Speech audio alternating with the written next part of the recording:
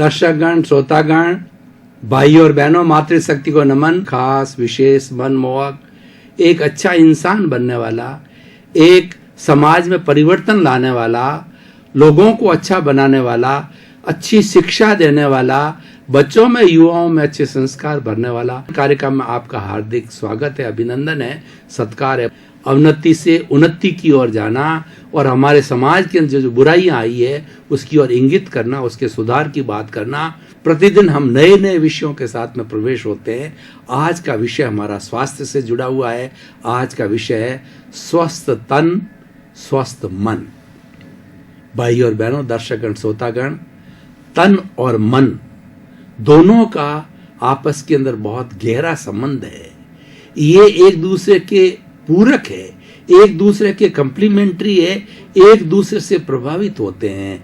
अगर आपका तन यानी शरीर अस्वस्थ है तो मन भी अस्वस्थ हो जाएगा। दूसरी तरफ से अगर मन अस्वस्थ है तो तन भी अस्वस्थ हो जाएगा। हमारे शरीर की पूरी प्रक्रिया को समझें तो सबसे पहले शरीर आता है, उसके बाद में इंद्रियां आती है, इंद्रियों के बाद में मन आता है, मन के बाद के अंदर बुद्धि आती है, बुद्धि के बाद में चित्त आता है, और चित्त जो है आत्मा का अंश होता है, और हमारी आत्मा आती है। इस तरीके से पूरा एक सर्किट है। आज हम जो बात कर रहे हैं तन और मन की बात कर रहे हैं, लेकिन थोड़ा प्रकाश जो है इस सिस्टम पर भी डाल देते हैं कि हम प्रारंभ से चालू करें। ये जो शरीर है, शरीर माध्यम खलु धर्म साधनम। हम धर्म की साधना करना चाहते हैं, ईश्वर भक्ति करना चाहते हैं, परोपकार करना चाहते हैं, समाज की सेवा करना चाहते हैं, अच्छे कार्य करना चाहते हैं और अपने कर्मों को खपाना चाहते हैं, हम मोक्ष जाना चाहते हैं, तो सारी साधना इस शरीर से होती है। शरीर के बिना साधना नहीं होती है। और शरीर के लिए भी कहा है शरीर व्याधि मंदिरम, यानी शरीर जो है व्याधि का मंदिर है। दोनों ही बातें हैं, लेकिन कुल मिलाकर के इस शरीर के बिना कुछ नहीं हो सकता है। ये शरीर एक मंदिर है और इसके अंदर जो विराजमान है वह शुद्ध आत्मा भगवान है, प्रभु है।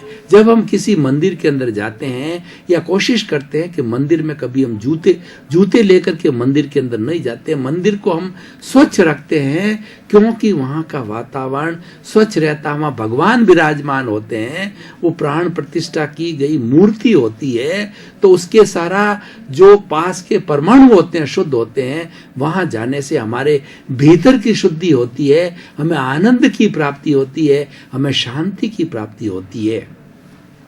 ये सारी बातें क्यों कही जा रही है? क्योंकि ये बातें तन और मन से जुड़ी हुई है। और वैसे जो है हम योग की बात करें तो योग का अर्थ होता है जोड़ना, वह भी इससे जुड़ा हुआ है। किसको जोड़ना है? Mind, body and soul. Mind का मतलब मन, बॉडी का मतलब तन और सोल का मतलब आत्मा। जहां पर तन, मन और आत्मा एक लाइन में रहेंगे, सिंक्रोनाइज रहेंगे, व्यवस्थित रूप से रहेंगे, तो वह व्यक्ति होलिस्टिक रूप से स्वस्थ रहेगा, कभी अस्वस्थ नहीं हो सकता है। क्योंकि इस शरीर के अंदर जो अस्वस्थता आती है वो मन के अस्वस्थता से आती है। इसलिए मन और शरीर को मिलाकर जो व्याधियां होती है वो साइकोसोमेटिक डिजीजेस कहलाती है, जो कि मन और शरीर से जुड़ी हुई होती है। शरीर तो एक फील्ड है, एक जो है कार्य क्षेत्र है, लेकिन इसके अंदर जो पहले मन के अंदर सारी बात आ जाती है, वह मन की बात शरीर के अंदर उतर जाती है। हर व्यक्ति के, हर जीवित प्राणी के चारों तरफ एक ओरा होता है। 1 इंची थिकनेस के अंदर जैसी उसकी सोच होती है वैसा आभा मंडल बनता है। और इस आभा मंडल के, जिसको हम तेजस जो है शरीर बोलते हैं, जिसको उस ल्यूमिनस बॉडी कहते हैं, उसके जो है आजकल चित्र ले लिए गए हैं। कर्लियन फोटोग्राफी के माध्यम से आभा मंडल के चित्र लिए जाते हैं। तो व्यक्ति की किस तरह की थिंकिंग है, पॉजिटिव थिंकिंग है या नेगेटिव थिंकिंग है, उसका उस कर्लियन फोटोग्राफी से सब पता कर दिया जाता है। तो इसीलिए भाई और बहनों, दर्शकगण, श्रोतागण, आज का विषय इसीलिए रखा गया है कि व्यक्ति को हमेशा पॉजिटिव रहना चाहिए। मैं एक शिक्षक होने के नाते, प्रोफेसर होने के नाते विद्यार्थियों की जब क्लास लेता हूं तो उनको 3 बातें सबसे पहले रटाता हूं कि थिंक पॉजिटिव, डू पॉजिटिव और बी पॉजिटिव। अगर आप पॉजिटिव सोचते हैं तो आप दुख में से भी सुख को निकाल देंगे। कैसे? अब आप सोचिए, मान लीजिए हम जा रहे हैं और हमारे स्कूटर से थोड़ी सी टक्कर लग गई, टक्कर लग करके हमारे थोड़ी सी खरोंच आ गई है, तो हमको उस वक्त चिंतन करना चाहिए कि अच्छा हुआ थोड़ी सी खरोंच के अंदर भी काम चल गया। हो सकता है मैं गिर करके और मेरे फ्रैक्चर भी हो सकता था, और छोटी बीमारी हमको खांसी की या बुखार की हो जाती है तो हमको ईश्वर का शुक्रिया अदा करना चाहिए, ईश्वर को धन्यवाद देना चाहिए कि छोटे से के अंदर ही मेरा काम चल गया। और कोई बड़ी बीमारी हो जावे, जो आजकल बीमारियां, भयंकर बीमारियां, कैंसर की या हार्ट की है, किडनी की है, कितनी कितनी डिप्रेशन की, कितनी कितनी भयंकर बीमारियां होती है, तो ईश्वर का धन्यवाद करना चाहिए और पॉजिटिव थिंकिंग रखना चाहिए। पॉजिटिव थिंकिंग का अर्थ ये होता है कि हमारे जो नीचे के लोग हैं, जो डिप्राइव्ड लोग हैं, जो हमारे से ज्यादा कष्ट वाले हैं, हमारे से वो कम गुणी हैं, हमारे से जो है वो कम जो है कहना चाहिए योग्यता रखते हैं, उनको देख करके संतुष्टि करनी चाहिए कि हम तो इनसे तो अच्छे हैं। और हम ऊपर की ओर देखेंगे तो हमारे ईर्ष्या होती है, हमारे नेगेटिव थॉट्स आते हैं कि ये कितने जो है धनवान लोग हैं और वो पैसा इन्होंने शोषण करके इकट्ठा किया है, बड़ी बड़ी अट्टालिका के अंदर रहते हैं, ये एसी में रहते हैं और किसी के जो है वो तकलीफ का कोई भी इनको ध्यान नहीं रहता है। इस तरीके से नेगेटिव होता उनके कर्मों से है। वो जो है पैसे वाला क्यों बना? क्योंकि उसने किसी न किसी जन्म में पुण्य कार्य किए हैं, जो उसने अच्छे कॉज डाले हैं, आज उसका फल मिल रहा है, उसका इफेक्ट मिल रहा है। तो तन और मन से जुड़ने का अर्थ ये हुआ, हमारी सोच हमेशा पॉजिटिव होनी चाहिए और सोच बड़ी होनी चाहिए, और इतनी बड़ी होनी चाहिए यूनिवर्सलाइज योर कॉन्शियसनेस। 84 लाख जीवा योनियों के प्राणियों को किंचित मात्र भी दुख ना हो। हे ईश्वर, मुझे ऐसी शक्ति दो, ऐसी जागृति दो। आदमी को ऐसा थॉट रखना चाहिए कि मेरे मन से, मेरे वचन से और मेरे शरीर से किसी को किंचित मात्र भी कष्ट ना हो। तो ऐसी चिंतन रखना चाहिए और व्यक्ति को हर वक्त चिंतन करना चाहिए, मैं शुद्ध आत्मा हूं। और वास्तव के अंदर रियल दृष्टि से आप देखो तो हर व्यक्ति के अंदर, हर प्राणी के अंदर वही शुद्ध आत्मा है। शुद्ध आत्मा के अंदर कोई भेदभाव नहीं है। वही शुद्ध आत्मा राम की शुद्ध आत्मा है, वही शुद्ध आत्मा कृष्ण की है, वही शुद्ध आत्मा कीड़े की है, वही शुद्ध आत्मा मकोड़े की, और वही शुद्ध आत्मा मेरे में है। लेकिन ये अंतर क्यों है? ये अंतर अपने अपने कर्मों के बॉन्डिंग्स के अनुसार है कि किसी से कर्म बहुत भारी हैं इसलिए कीड़ा मकोड़ा बना है। कोई नारकी में गया, नरक गति, तिरंज गति, मनुष्य गति, देव गति, चारों गतियों के अंदर जो लोग बहुत बुरे कार्य करते हैं वो नरक गति के दुख भोगते हैं, और जो लोग बहुत सत् कार्य करते हैं, परोपकार के कार्य करते हैं, सर्वहित के कार्य करते हैं, भलाई के कार्य करते हैं, धार्मिक कार्य करते हैं, ईश्वर भक्ति करते हैं, सबका भला सोचते हैं, वो लोग देवलोक के अंदर जाते हैं, वहां पे उनको सुख ही सुख मिलता है। इसलिए भाई और बहनों, दर्शकगण, श्रोतागण, सच्चे अर्थ के अंदर हमारा मन का मतलब होता है थॉट से है। देखिए, मन किसे कहते हैं कि मनन से पहले और मनन के बाद मन नहीं होता है। मन केवल मनन के समय ही होता है, और मन जो है एक नौकर है, मन मालिक नहीं है। मन को जो है वो अमन भी हुआ जाता है। मन से अमन होने की साधना होता है, वो आत्मशुद्धि की साधना होती है। जब हम आत्मा के दायरे के अंदर चले जाते हैं, ये मन समाप्त हो जाता है। और जीवन का लक्ष्य यही है कि ये जो हमारा मन है वो हमारे कुछ ऐसे कार्मिक बॉन्डेज है जो मन के रूप में परिवर्तित होते रहते, इसको समाप्त करना है। और मन के लिए कहा गया, मन लोभी, मन लालची और मन चंचल, मन चोर, मन के मते न चालिए, पलक पलक मन और। जो क्योंकि ये स्वस्थ तन की बात है, स्वस्थ मन की बात है, तो मन जो है वो तन से बड़ा होता है, उसका स्टेज है वो तन से ऊपर है। तन तो बेचारा मन से संचालित होता है, और वैसे मन भी सवरीय नहीं है। मन के ऊपर भी जो है अहंकार बैठा है, जो मन को जो है घुमाता रहता है। प्रियता अप्रियता के अंदर ईगो की सारी बात मन को करवाता, वो अहंकार करवाता है। लेकिन अहंकार को जीतने के लिए वो अहंकार बुद्धि एक दूसरे से जुड़े होते हैं, बुद्धि अहंकारी हो जाती है और वो मन के ऊपर राज करती है। तो इस अहंकार को जीतने के लिए हमें प्रज्ञा के जगत के अंदर जाना चाहिए। प्रज्ञा जो आत्मा की रिप्रेजेंटेटिव है, सीधी आत्मा से जुड़ी हुई है, वह कभी भी गलत काम नहीं कराती है। शुद्ध आत्मा देखिए, चाहे किसी की अशुद्ध आत्मा हो, वो किसी को कष्ट नहीं देती, उसमें कष्ट देने की प्रॉपर्टी है ही नहीं है। हर शुद्ध आत्मा जो है किसी को कोई कष्ट नहीं देती है, और प्रज्ञा उसकी रिप्रेजेंटेटिव होने के कारण जो है हमेशा पॉजिटिव सोचती है। तो इसीलिए हमको प्रज्ञा के पक्ष में रहना चाहिए, प्रज्ञा के जगत में जाना चाहिए। आज हम देख रहे हैं कि बड़े बड़े हमारे महात्मा लोग हैं, उन लोगों ने जो सत्य की बात कही है, तो ये सत्य कहाँ से आया? ये सत्य प्रज्ञा के जगत से आया, ये इंट्यूशनल पावर से आया। वहां पर प्रज्ञा के जगत के अंदर सारे शब्द समाप्त हो जाते हैं, वहां पर केवल वाइब्रेशंस होते हैं। वाइब्रेशन सबको एक सा नजर आता है। जैसे गुड़ होता है, गुड़ को आप जो अंधेरे में खाइए, प्रकाश में खाइए, वो मिठास ही देता है। उसी तरीके से जो भी उस जगत के अंदर बड़े बड़े महापुरुष ही जा सकता है, उस जगत में जाने पर जो है उसको हमेशा अच्छा ही दिखाई देता है, सत्य दिखाई देता है।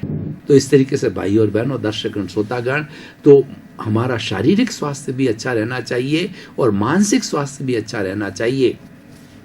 और कहा भी गया है कि a sound mind exist in a sound body. हमारा मन जो है स्वस्थ शरीर में रहता है, और जहां पर शरीर स्वस्थ है मन स्वस्थ होगा, मन स्वस्थ है तो शरीर स्वस्थ होगा। एक दूसरे से एकदम थिकली जो है वो जुड़े हुए होते हैं। और हमारे शरीर को शुद्ध रखने के लिए व्यायाम करना चाहिए, प्रकृति के नियमों का पालन करना चाहिए, प्राणायाम किया जाना चाहिए, और हमारा भोजन जो है संतुलित होना चाहिए, मिताहार होना चाहिए। भोजन जो है हित मित और रित होना चाहिए। हितकर भोजन यानी मतलब जो भोजन जो है हमें जो आजकल जो कैलोरी नाप करके जो भोजन दिया जाता है वो संतुलित भोजन कहा जाता है। न्यूट्रिशियस भोजन जो है लेना चाहिए। उस न्यूट्रिशियस भोजन में 20% प्रोटीन होते हैं, 10% कार्बोहाइड्रेट्स होते हैं, 10% वसा होती है, 6% जो है उसके अंदर मिनरल्स होते हैं, और 60% पानी होता है। तो इस तरीके से ये एक संतुलित भोजन है, वो हमें करना चाहिए। और हर व्यक्ति को श्रमशील होना चाहिए। सबसे बड़ी बात है, शरीर तो घूमता रहना चाहिए, मन स्थिर रहना चाहिए। मन खूंटे बंधा हुआ रहना चाहिए, मन विक्षेप नहीं होना चाहिए, कभी इधर चले गए कभी उधर चले गए। व्यक्ति पागल कब होता है? जब मन को जो इधर उधर ज्यादा घुमाता है। मन तो एक जगह स्थिर होना चाहिए, शरीर घूमते रहना चाहिए, शरीर से खूब शारीरिक परिश्रम कराया जाना चाहिए। अपना जो भी दैनिक कार्यक्रम है, मॉर्निंग वॉक का है, कपड़े धोने का है, अपने हाथ से जितना हो सके कार्य करना चाहिए। उससे हमारा शरीर जो है स्वस्थ रहता है, शरीर को व्यायाम होता है, शरीर के मसल्स होते हैं वो मसल्स जो है सॉफ्ट हो जाते हैं। नहीं तो एक जगह बैठे रहने से व्यक्ति का पेट फूल जाता है और उसके जितने भी है उन अकड़न आ जाती है, मसल्स के अंदर अकड़ आ जाती है, बोन्स में अकड़न आ जाती है। इसलिए शरीर को स्वस्थ रखने के लिए शरीर को श्रम करना चाहिए, न्यूट्रिशियस भोजन कराना चाहिए, और उसके साथ साथ में मन जो है वो पॉजिटिव थिंकिंग से जुड़ा हुआ रहना चाहिए। हर वक्त हमें अच्छा चिंतन करना चाहिए, और बुरा चिंतन भी आ जाए तो उसको फट जो है पॉजिटिव चिंतन के अंदर पलट देना चाहिए। किसी के प्रति बुरा भावना आ गई, जैसे मान लीजिए कि अपनी कोई सुंदर स्त्री खड़ी है, स्त्री के प्रति कुभावना आ गई है, उसको तुरंत ही अपने मन को जो है पश्चाताप करना चाहिए, प्रायश्चित करना चाहिए कि संसार में एक मेरी स्वयं की पत्नी को छोड़ करके संसार की जितनी सारी स्त्रियां हैं, छोटी है वो मेरी बेटी है, मेरे बराबर समकक्ष है मेरी बहन है, बड़ी है माता है, दादी है, नानी, इस रूप के अंदर सबके प्रति जो है वैसी जो है आदरणीय भावना, पूजनीय भावना रखनी चाहिए। गलत कोई भी जो गलत भावना जो अंदर नहीं आनी चाहिए, वासना नहीं आनी चाहिए। जो कष्ट है वो वासना के अंदर है। कोई भी व्यसन मतलब जो है सेवन नहीं किया जाना चाहिए। वासना हमारे भीतर नहीं आनी चाहिए। ये वासना बुरी होती है तो उससे हमें दूर रहना चाहिए, स्वधार संतोष करना चाहिए।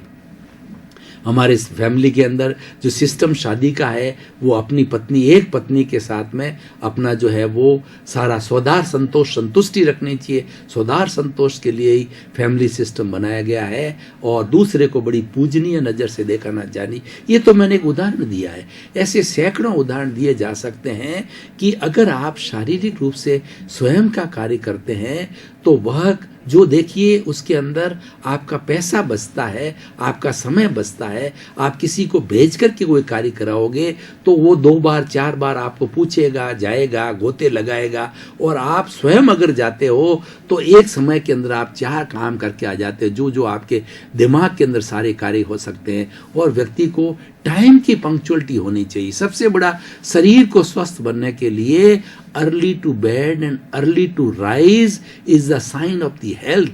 व्यक्ति को समय पर सोना चाहिए, समय पर उठना चाहिए। ये सबसे अच्छा नियम है। ये प्राकृतिक नियम है कि ईश्वर ने 24 घंटे के अंदर 12 घंटे की रात बनाई है, 12 घंटे का दिन बनाया। दिन जो है हमारा पूरा श्रम करने के लिए, कर्म करने के लिए, और कर्म कैसा, सुकृत कर्म करने के लिए है। हमें ईश्वर ने ये जो तन दिया है, ये तन ईश्वर का तन है। ईश्वर की भक्ति में लीन रहना चाहिए। भगवान कृष्ण ने गीता के अंदर जो है 18 गीता पूरी जो युद्ध के मैदान के अंदर लड़ी गई, जब जो है वो कुरुक्षेत्र के अंदर महाभारत का युद्ध हुआ, 18 दिन तक चला था। तो प्रतिदिन का एक एक अध्याय बना है जो अर्जुन और कृष्ण के बीच में। पहले 6 अध्याय जो है वो कर्म योग के हैं, दूसरे 6 अध्याय जो है वो भक्ति योग के है, और तीसरे जो अध्याय है वह है मतलब ध्यान योग के है।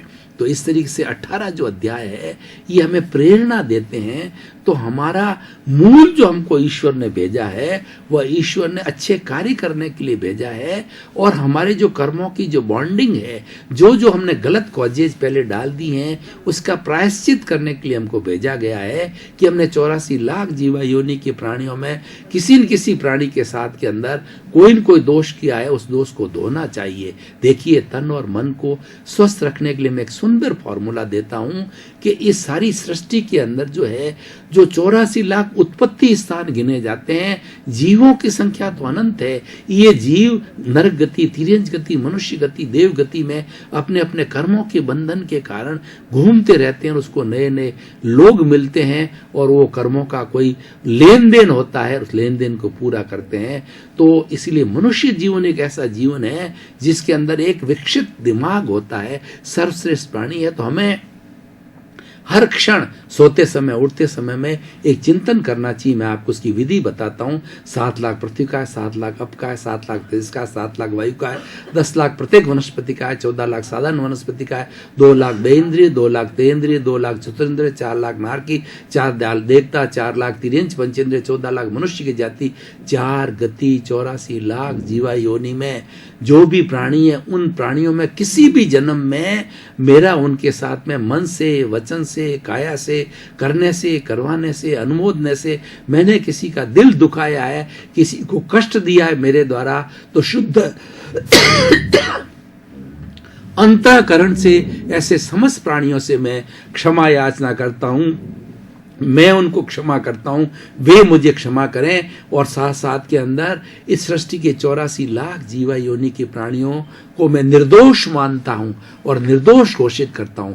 कितना बड़ा सुंदर एक यूनिवर्सलाइज और कॉन्शियसनेस का है, मन को शुद्ध करने का है, तन को शुद्ध करने का है कि जो 84 लाख जीवा योनि के प्राणी हैं वो स्वतंत्र रूप से तुम्हारा जो है कोई भी नुकसान नहीं करते हैं। वो नुकसान जो निमित्त बन करके करते हैं कि हमने किसी न किसी समय के अंदर उस प्राणी को किसी न किसी रूप में कष्ट दिया है, चाहे ठगा है, चाहे मारा है, चाहे पीटा है, चाहे उसका लूटा है, या चाहे कुछ उसके साथ अन्याय किया है, तो आज वो कर्म हमारा उदय में आता है तो वो निमित्त बन करके हमको मारता है, पीटता है, हमारी हत्या करता है, हमारा धन दबाता है, या हमें किसी से गाली करता है, गलोच करता है, तो हमें उस व्यक्ति के प्रति कृतज्ञता ज्ञापित करनी चाहिए कि भैया तुम्हारा बहुत बहुत धन्यवाद, क्योंकि स्वतंत्र रूप से तो कोई किसी को कष्ट नहीं दे सकते, तुम्हारा मेरा कोई हिसाब है, मेरा कोई लेन देन है। जो बैंक के अंदर डेबिट क्रेडिट का सिस्टम होता है, कितना सुंदर सिस्टम है कि आपने पैसा अगर जमा कराया तुरंत क्रेडिट हो जाएगा, 10,000 रुपया क्रेडिट हो गया, और आपने 5,000 रुपया निकाला वो डेबिट हो गया, नेट बैलेंस 5,000 होगा। इस तरीके से 84 लाख जीवा योनि के साथ में हमने जब जब रिलेटिव रूप से जो है किसी न किसी को तंग किया है, किसी न किसी जन्म के अंदर, तो हमारा डेबिट क्रेडिट का एनओसी बोलते हैं इसको, ये एनओसी ली जाती है। हम बार बार प्रत्यक्ष रूप से उन 84 लाख जीवा योनि के प्राणियों की शुद्ध आत्मा की साक्षी से, उनकी विटनेस से हम बात करेंगे तो वो हमें भी क्षमा करेंगे, हम उनको क्षमा करेंगे, और हमें ऑटोमेटिक बार बार बोलते रहेंगे, तो सबकी एनओसी धीरे धीरे एनओसी प्रत्यक्ष अप्रत्यक्ष रूप से दोनों तरफ से एनओसी आती है। और वो जिस तरीके से इस कॉस्मोस की शक्ति शुद्ध, देखिए अगर हमारा मन स्वस्थ है, अगर हमारा मन सुंदर है और हम पॉजिटिव थिंकिंग करते हैं, तो इस कॉस्मोस से जो है वो पॉजिटिव ऊर्जा हमारे भीतर जो है वो उतरती है और हमारे मन को ऊर्जावान बनाती है, तन को ऊर्जावान बनाती है।